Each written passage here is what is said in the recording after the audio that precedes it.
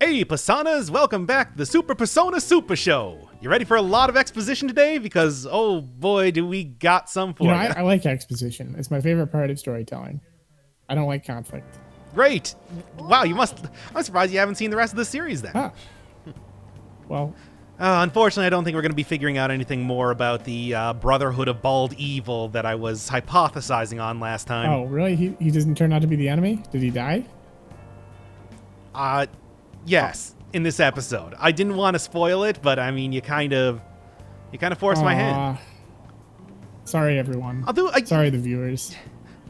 I mean, basically what happens is that we immediately go into his palace right now, and when we get to the end of it, we find out that he's standing there talking to his own shadow. That's right. It was his shadow that told him about the metaverse the entire time. But he doesn't have a persona.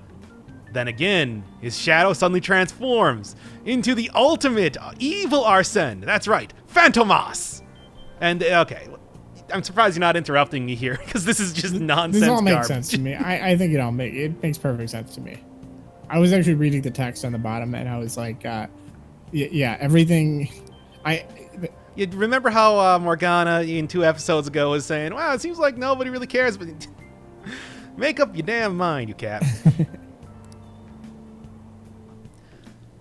I mean, it's... Can they I don't know. hear the cat talking, or do they have to have gone to the shadow realm and stuff? Actually, you hit the nail on the head. I'm kind of surprised that you got that so accurately. So, basically, people who have gone into the shadow realm, who have access to the magical phone application that leads you into the collective unconsciousness, are the only people that can hear Morgana actually speak. For everybody else, they just hear it as a bunch of meowing and hissing and stuff. It's gotta be baffling. Yeah. Most people just kind of ignore that Morgana even exists. Yeah, he carries the cat everywhere he goes, and the cat talks to him, and he talks back. Or he doesn't talk back. No, he definitely does not talk back. I guess it would make sense, There's just this cat. Young people, they talk to cats, and their friends talk to their cats. And they're like, oh, he's treating you well today. You're looking really happy. So, hey, anyway, we're talking about the story of the bamboo cutter tale. Good stuff, good stuff. And there's a very interesting thing about this particular piece of dialogue that I want to point out. Well, yeah, but first I need to answer a question. There's a little cut here because I was trying to... Somebody said, I think it might have been Wilford Brimley, common commenter, said something about being able to look in the log to see what the answer is, even though it is femme fatale, the second one there. I don't even know what Elizabeth is supposed to mean in this case. Yeah.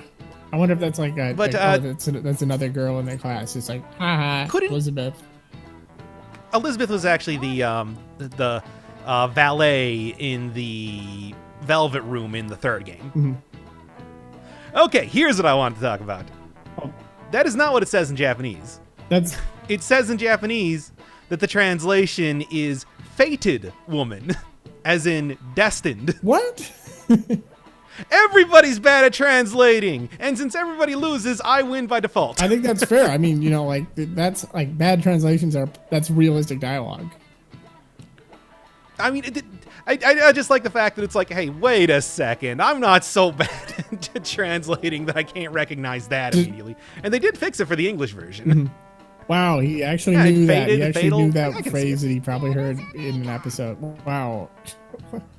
What are people really incredulous about that? Why? Because they're all terrible.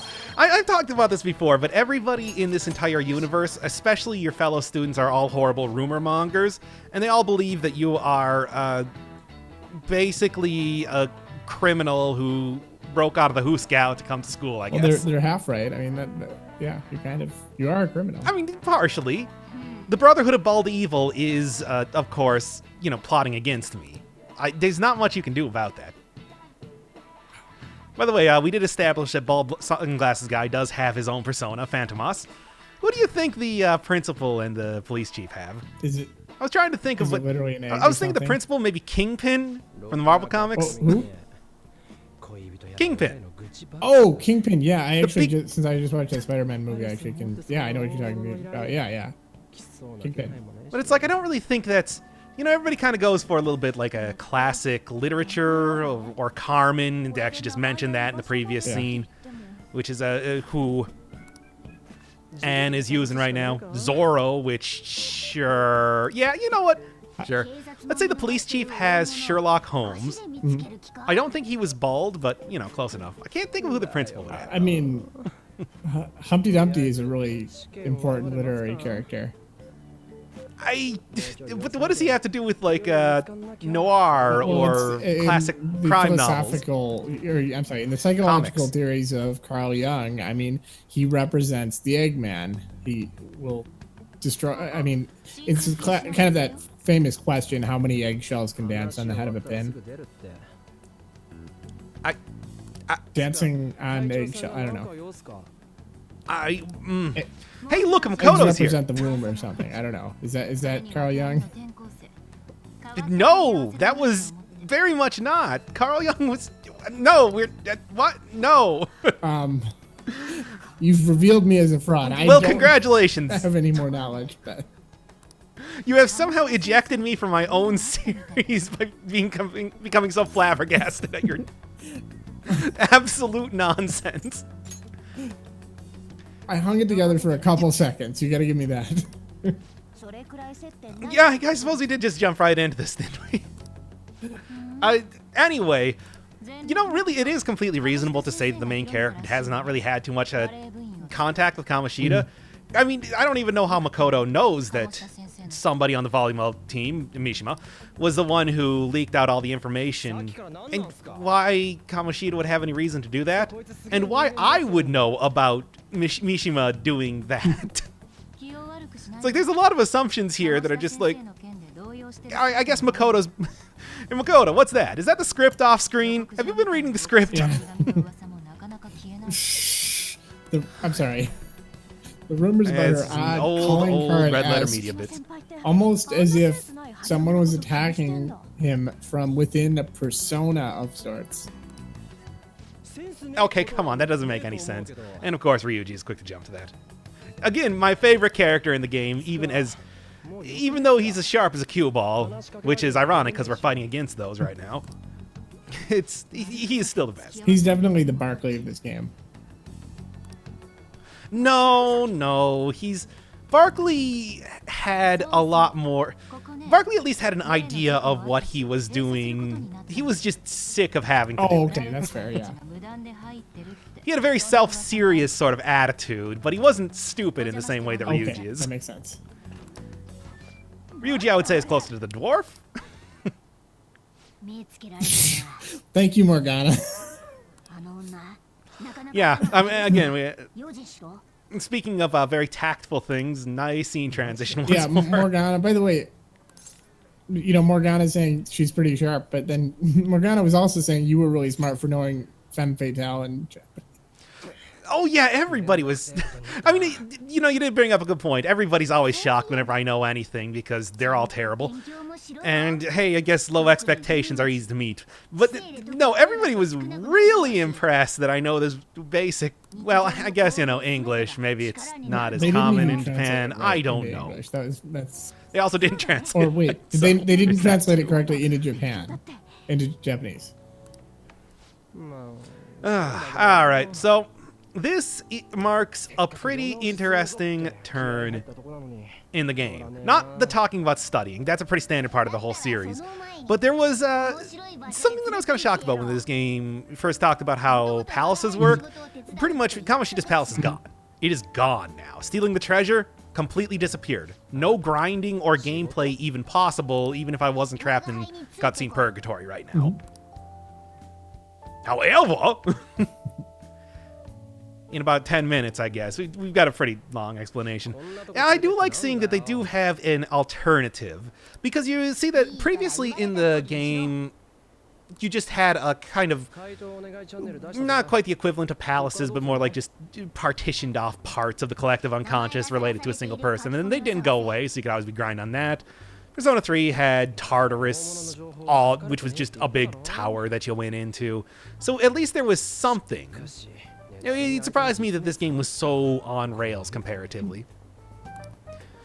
But now that we have a website set up so that people can just complain to us.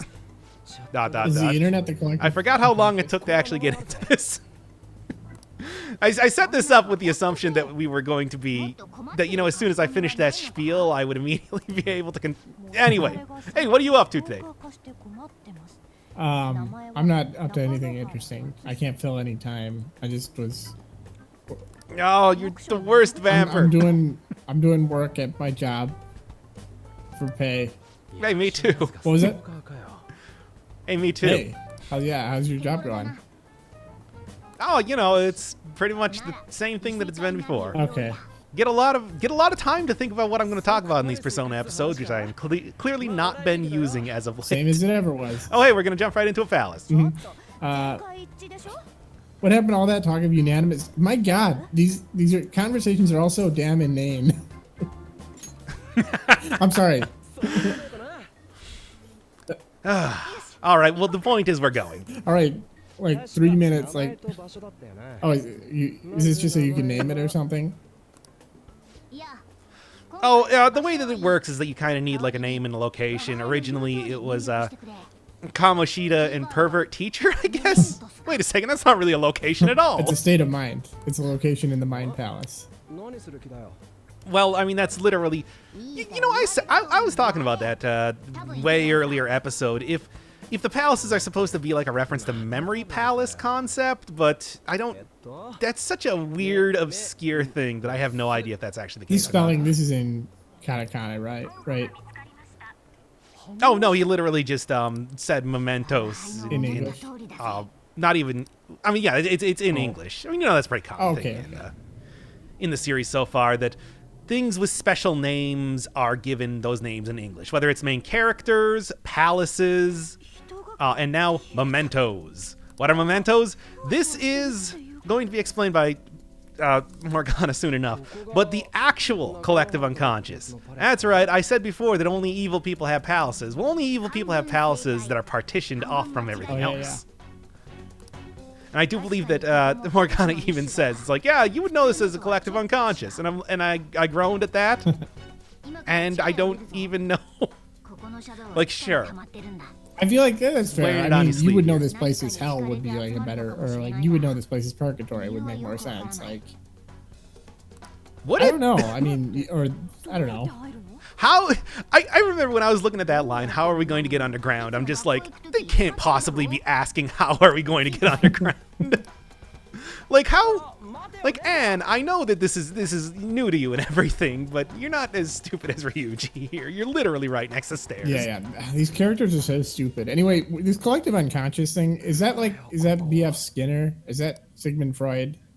No. That was young. No, sorry, I was playing dumb. I'm sorry. That was a bit. No, you know I can't tell. Hey, I was just pretending to be stupid that time. Terrible. So there might be a question you're coming to. Why exactly is it in the subway? Now, it's a pretty common sight in Japan if you're going to the subway and everything like that. My guess, Shadow also means roads. And what's the biggest form of transportation? And what has the biggest roads in Japan? The trains. Pun? Maybe? You know, no. The Japanese would never resort to that just for a pun. They would not just invent entire parts of the game. Yeah, this isn't like an indie game where there's so many dumb references and puns everywhere, and you're like, where's the actual originality? No, they're at least working off of some fairly old but still very interesting ideas about psychology. And I can appreciate that sort of like level of classiness that they bring to the game. Even though they're just strangers. That's right, Ryuji. Everybody. This is everybody's palace. A neat idea. And it also does, like I said, provide the very input. Yeah, there it is. No, never mind. You wouldn't understand that. Okay. Throw away all those philosophy books, main character. You'll never understand. Yeah, and you know what? Morgana's saying this as if like, oh yeah, you won't understand that. You're not. Like Morgana says obvious. Yeah, I mean, shit. Morgana's also saying that as if he understands Morgana's it. so Who is much it? Morgana, notable liar. Morgana, notable obvious shit sayer. It's like, oh, that would be too deep for you. So anyway, yeah, classy.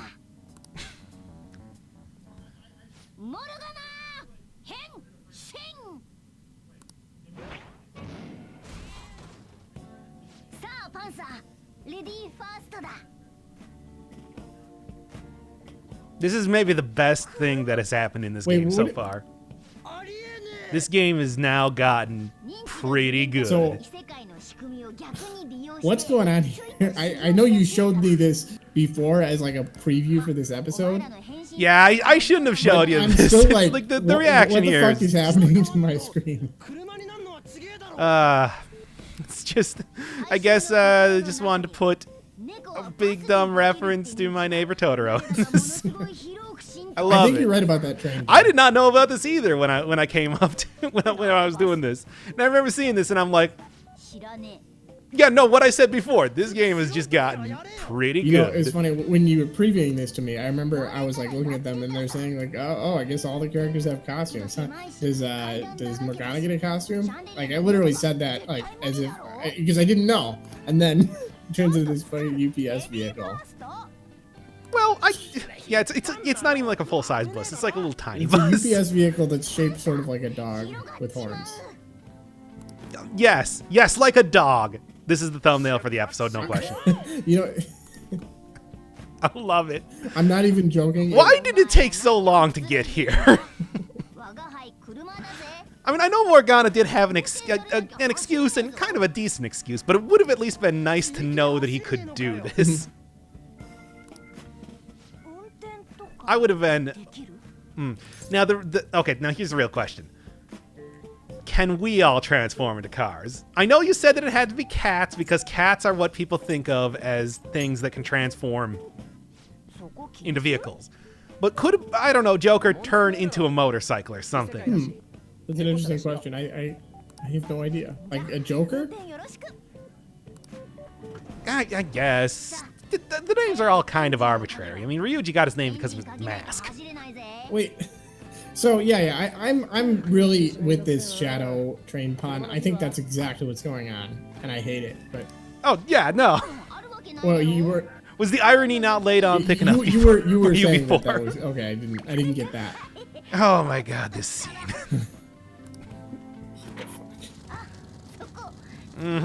Ugh. Yeah, again, why did they wait so long for this? By the way, Meowtery engine, literally the exact same pun in Japanese. Wow. Literally. They did not change that at all. Wow. So Mementos, kind of, I think that what it is there is it's like a memory... Mementos are when you write all over yourself because you have fighting? You have anterograde amnesia and you forget everything within like 10 minutes. And so you need to catch. Yes, that's called Mementos disease, but affects one out of every 10 movie stars. No, I'm sorry, that's Mementos monster. It also yes, Dr. Mementos was the one known as the Fresh Maker. Okay, I'm glad I was trying to figure out how to work Mementos into there. We have nothing to come up with. I'm pretty sure I already said that, but who cares? Oh, okay. We're playing Persona.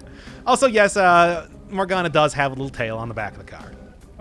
And ladders, despite the fact that it's barely larger than a teen. Whatever. So what I was trying to say is, in Japanese, it's kind of like the memory. What is that, like fighting road? Memory. Oh, you get to drive the car. That's badass. Fuck yes. I mean, kind of. And this is what it looks like when you're fighting the kind of unusual looking shadows around here. I like how they are a lot more amalgamated into a bunch of weird stuff. The thing I was trying to say is that in English it's called like the Path of Kiramut? Something like that.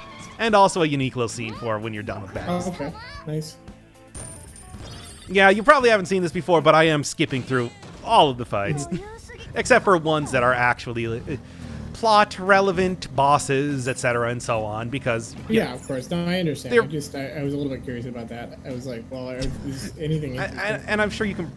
Is the combat interesting? I'm sure you can probably tell that the car controls great. Oh, it looks like it. It actually looks like fun. Like every other character in this game, where you see me constantly running. It looks like shitty, but like fun shitty, if you know what I mean. Like driving that car would be.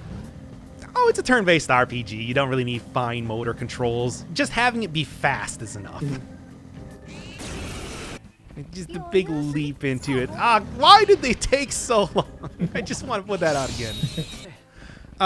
But okay, so one of the things that I was wondering about before is if there was going to be a way to get a bunch of dirty laundry, because that is apparently a mechanic in the game where you can clean up filthy pieces of armor that you find. And I get, okay, I see where you get most of those now. That checks out. And yeah, we're gonna have to wander around everywhere to try to find Nakanohara's mini palace. It's like, no, it's right there. Also, these are all the items that you usually get as kind of like trash items. Your throwaway stuff like onyxes or whatever, just laying out here. I'm going to have a lot of fun in this area. I've already had a lot of fun in this area. I love its look. Oh, yeah. It does remind me a lot of Deadly Premonition, but that's like not a bad thing at all. This would be like a really good like storytelling like vehicle kind of thing. Like not a pun there, but I guess it works as a pun. But well, yes and no. I stopped off here, but then I'm like, I should probably go deal with the actual thing we're here to. At the risk of maybe not having a little more exploration of Mementos here, I'm gonna actually go do the thing that we're supposed to. Okay. And yeah, you're ready to go fight the target. Yes. Still kind of conflicted on if I want to do every single little piece of dialogue, but that one felt a little repetitive enough. So yeah, mini palace, like I said, so it's tiny. He's literally right there. And I actually really like him as a shadow, because he just looks like a dude wearing a suit. Kamoshida was in a Speedo, wearing a tiny hat, having this huge flowing cape. This is just a dude in a suit. We had to do something he's bothering people. Now, I know that... maybe that seems questionable. That word can also mean, like, troubling people. Sounds a little bit petty when you talk about it like that. Well, wouldn't that be in character, though? Wouldn't that be, like, that's what... Yes, and we're going to see a little bit more about Anne being somewhat callous a little bit later. I can appreciate that. Look at him. He's just a dude. Yeah. So, yes, I was saying before that only evil people have palaces, and that's not entirely true, but only evil people have shadows around here yelling about evil stuff. Now, is he saying this, or is this like his id saying this? You know what I mean? Like, is this like... Oh, it is his shadow archetype. That is also a concept with Jung. You can go look it up right now if you want. I call it shadow archetype. You can just look up shadow... parentheses Jung in Wikipedia. Okay, but you know what I'm saying. It is like, pretty so much. He wouldn't actually say that where he's like, oh, you know, I'm fine, you know, she's my property. Like, no, he's saying that because he's, you know, like this is the truth serum of being in this collective unconscious kind of thing. Is that right? Yeah, it's actually a little bit better in Persona 4 where it was very clear that the shadow archetype and as it exists. I love this character. I love that he transformed into that. It's like the face of ultimate evil. Especially because he started out as the guy in the suit, and now he's got the same haircut. Notice that. Oh yeah, I didn't even think about that because that is another classic character design. Also, he's doing the "Can your grandpa do this?" Hop, hop, hop, hop from The Simpsons. You know, I was actually thinking, is he coming or is he going? Oh my god. But yes, in Persona 4, it made it a lot clearer about, like, I think that this is the normal definition of the shadow archetype, that it's basically every part of yourself that is part of yourself, but you don't like. It's your shadow, basically, as they say. The evil bits that you would like to leave behind, but are yet still part of you. Can't just take him into the land of Mordor, even though that's where the shadows are, and throw him away like the ring. I guess is the next metaphor. Never mind. Yep. It's just like the One Ring. Yes. It's like the One Ring. It fucks you up, and then you gotta get rid of it at Mount Doom. The point was, you know, in Persona 4, when you try to reject your shadow and not accept it as being part of yourself, it transforms into a giant monster. Not unlike this guy. Actually, pretty unlike this guy. He's very non-threatening. It's really cute, is what it comes down to it. That's really like, if that's your shadow, then you're doing pretty well. I think, I don't like that guy is Stalker's ex, but like, but God, that's adorable. That's the part of you that you reject. He is doing the old man dancing move that I just said from The Simpsons. Up. Oh. But anyway, this is a very easy fight. What he keeps doing is he keeps trying to use a buff up move, and then I cancel out the buff up move, and then he keeps trying to use it. Oh, okay, so that's like a Pokemon thing where they only know how to use like a starter, like a move that sets up another move, and so they keep doing that. I mean, yeah, and the thing is, he does actually have a pretty big, huge physical attack that hits all the party members, and sometimes multiple times randomly. But he doesn't use it unless he actually is buffed up, I guess. So, pretty easy. Don't underestimate buffs in the Persona series. Or the Megami Tensei series entirely. That is one thing that always screwed up people all the way back in Nocturne, where you're fighting a Matador, a pretty early on boss. It was very difficult because he kept using a buff that increases agility, so you'd never be able to hit him. And it's like, if you're used to playing old school RPGs, you don't really think it's like, maybe you should actually do something about that. Could it be Ichirusai Madarame, the man who is going to be our next target? Want to point that out one more time? Basically, this plot is so simple that even Ryuji can get it. They're still having a little bit trouble grasping onto it. By the way, I don't know if you saw the kind of missing footage from the last episode since VLC crashed on us. VLC, it's great. Sometimes. But one of the things they said on the television was that Madarame, I mean, obviously famous painter and everything, but he also takes in orphaned children to be his pupils and also, you know, to take care of them. So we're going to have a lot of very challenging bits coming up here when we find out the evil things that he's doing to them. I think... oh boy. Ooh, Persona, you got me again. What is he just like, he's just taking advantage of rich donors or something? Like, you know, he's not I really hope so. But anyway. He's not really a genius or something? Or that is very, I mean, it seems like that's kind of what they implied here, but hey, look, a butt of a treasure. And it might have turned into a palace, but I just want to know, how did he make all that money doing art? Like, what's... That is a good question. Nobody makes that much. Even the most famous artists. Nobody and all those donations he made to MIT... No, never mind, sorry. No, what? Nothing. Sorry. Anyway... Current events. Current events. I mean, presumably, it's not really our problem at this point in time. I mean, if he's dead, if he's changed his heart, how are we gonna know? I mean, yo, sure, that's an excuse, but how would she know?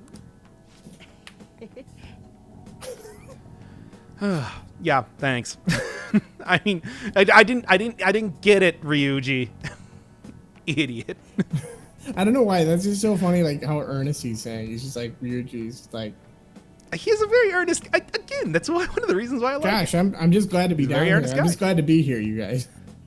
And here we are again. Why? Morgana should not be encouraging these children. How old is Morgana? Nobody knows. No one knows anything. Morgana might just have a car that gains sentience and thinks it's a person. A car or a cat or both. Maybe it's like Knight Rider, and everybody just believed enough that the car was real, as voiced by Mr. Feeney. Is that how Knight Rider ended? Is that it was just all people believing in it? That's right, Mr. Feeney. He actually turned into the actor that played Mr. Feeney, and that was the origin for Boy Meets World. I don't know if you're just lying to me. I can't tell anymore. No. hey man, sitcoms were weird back in the That's 80s true. or Like, they 90s did or all those whenever that came out. like Laverne and Shirley. That was just Happy Days. But well, actually, Laverne and Shirley were also cars that appeared in Happy Days. I think Shirley was actually the Fonz's motorcycle. is that true? Yeah, of course. That sounded really plausible. You really sold that well. If that's not true, like I believe that now. Oh, thanks. I mean, of course you'd sell true things that are true. That's true. Okay, so yeah, there's more stuff to be doing in here, thankfully, because I want to explore this place a little bit more. It's cool. I know you're lying to me, and I believe it. That's how convincing that was. It's got a cool red filter on it and everything. It's like I'm down in Blighttown. Don't you got like a map or something? Hell yeah. This is one of those things where it's like, yes, we get it. Previous games had randomly generated dungeons. This one has set dungeons, but the Mementos is not set.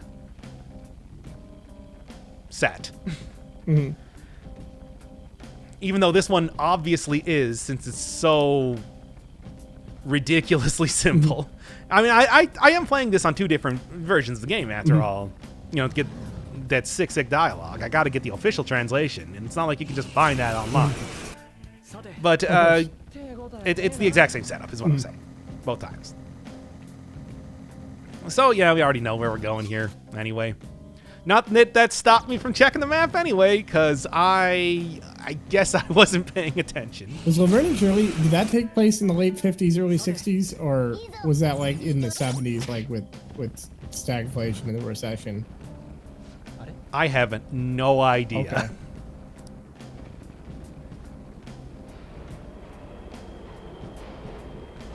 So yeah, that's comforting to know. It was less Happy Days. Midnight Meat Train. So I guess, yeah, there's subway trains going down. So one of those things I was wondering, it's like, what is actually inside of those things that is glowing that brightly? Would there be a real train? Are those going anywhere? I think there's a shadow. Could we even get into it? That doesn't even make sense. It's one of those things that I wonder whenever I see that. By the way, I didn't look enough at the posters that were on the wall around here. I should have did that a little bit more. Or, well, more specifically, the signs. What were they saying? Because there's some good stuff. There's always good stuff when you check those out. There was a bit in Persona 3. I think it was the little in-between part between the first section and the second section, which had the tower overlooking a giant ocean, and it's like you're in the middle of a town. I was just wondering, it's like, I wonder what's out there. Just same sort of thing with the train here. I like that Morgana's like, oh, it should be fine. I'm no train expert. Yeah, I mean, we've survived so far. I don't know. Like, I'm not a train expert either, but I know I'm gonna take you into the fucking collective unconscious with trains. I'm gonna know my shit. I'm gonna figure out. I'm gonna know that before I take you there. Okay. Well, I mean, we didn't get. Yeah, I'm no expert on trains either, but I do know if you get hit by one, you're gonna die. Yeah. Maybe you won't though. These are magic thought-based trains. So anyway, apparently we were brought down here to check out this Silent Hill save point. And Ryuji, you got as good of an idea as mine.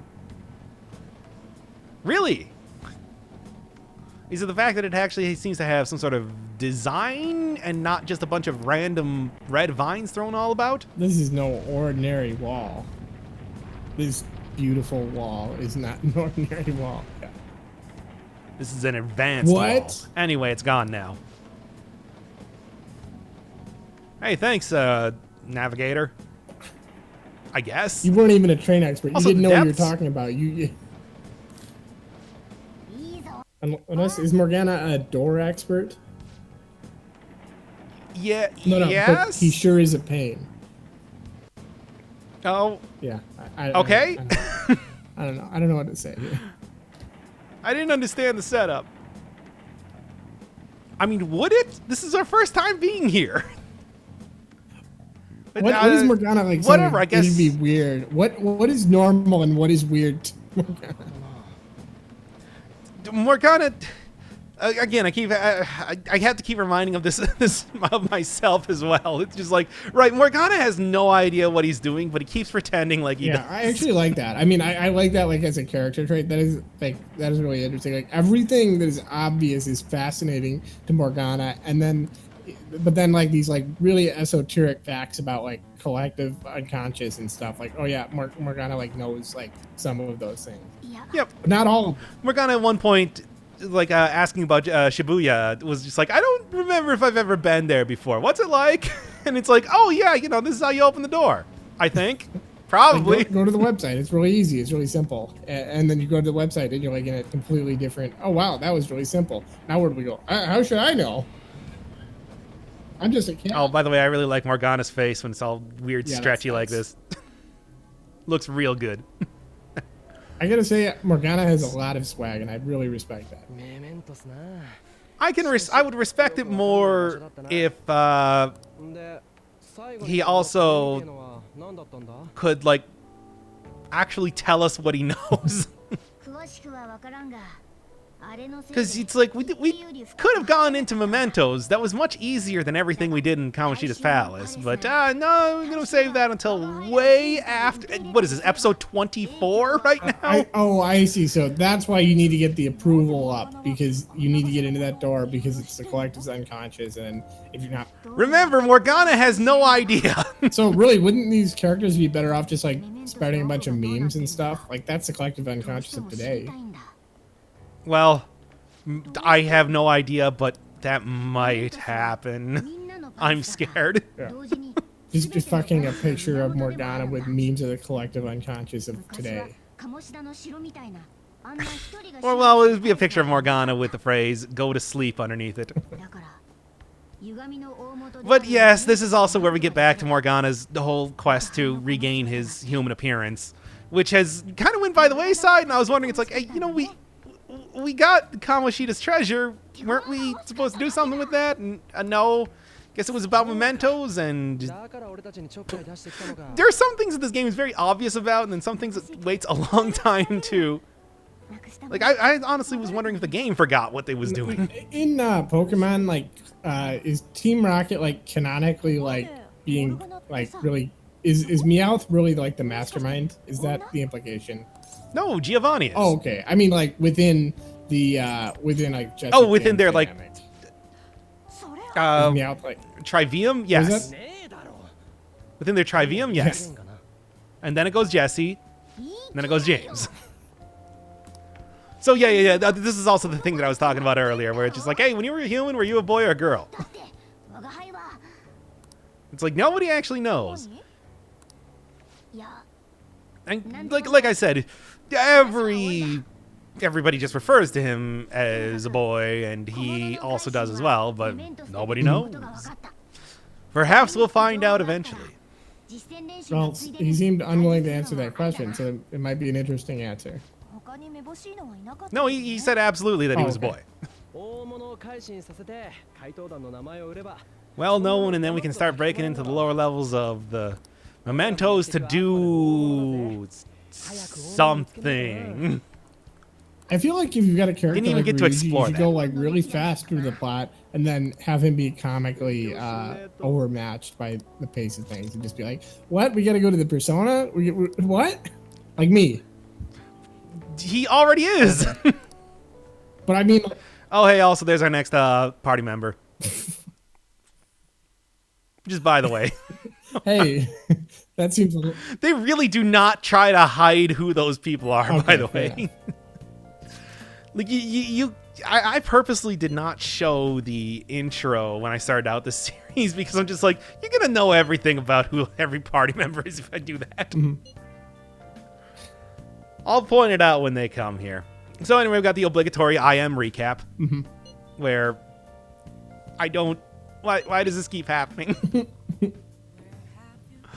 Why do they keep doing this? I guess it's just really easy to make the I am messages, but... Oh, boy. Oh, yeah, there we go. There's Anne. You see, we were getting something out of that last time.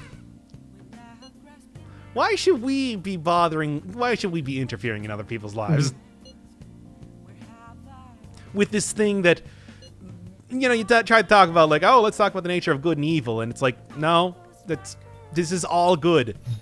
there is no evil that you can do unless you literally kill a person. All right, you got a lot of choices there. Deep moral choices. I always want to choose the one that's like a flat affect, that's like non-committal. Like, I want to help people. Oh, really? What the fuck? I mean, that just sounds like, what? What are you talking about? Who the Yes, fuck that's wants what to we're help doing, people? main character. Fail all your But exams. you don't want to stand out by getting all the questions right either. You smart ass. You knew what femme fatale is. Not supposed to know that.